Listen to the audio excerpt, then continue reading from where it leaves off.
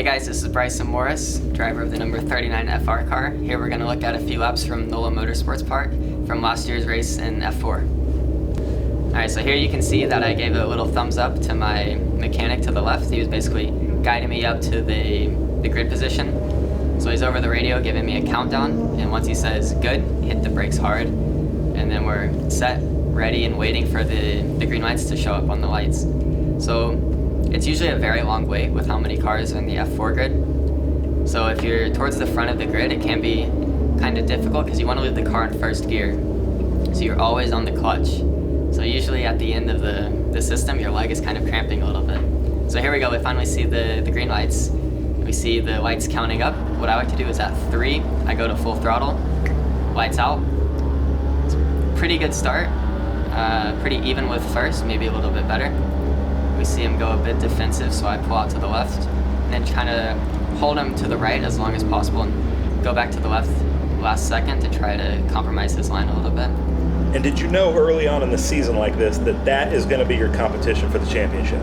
At this point, yes, because he was already very quick in qualifying, and it maybe took until after this race to really know.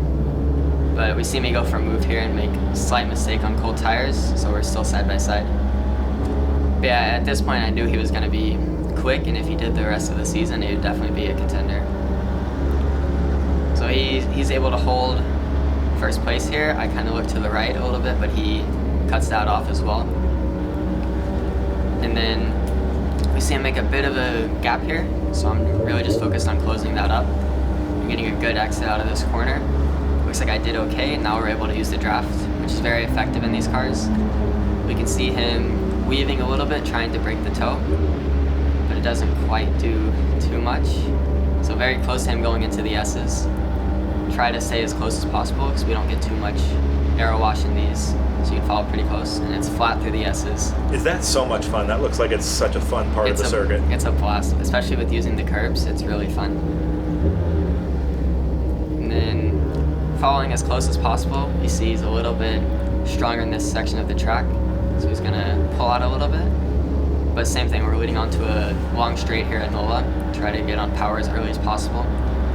I get up on that curb and have a bit of oversteer, so that hurts me running out of the corner. But now we're in the draft again, which is kind of saving me.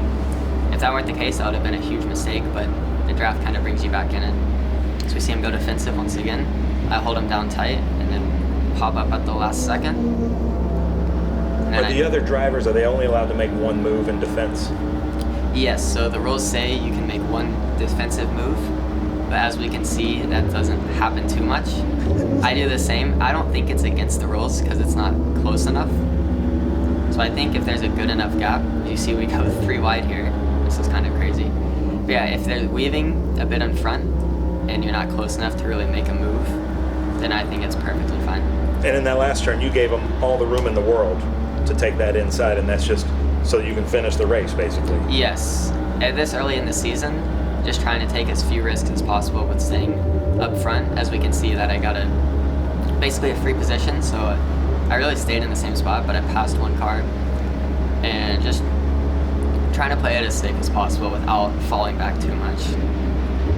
Because it really can be an accordion effect with losing one position in this class. You can just start going backwards and backwards and backwards, and it's very hard to make those positions up. So if you're never passing, you're probably just going to get past. So here we go, hard on the brakes in this corner. We can see I gain a lot of time there. So now I'm very close. Alright guys, that was a few laps at NOLA Motorsports Park from my first ever race in the F4 Championship in 2022. It was a good result that weekend, and it's a super fun track. It's very bumpy and technical, but it's an awesome place to race at.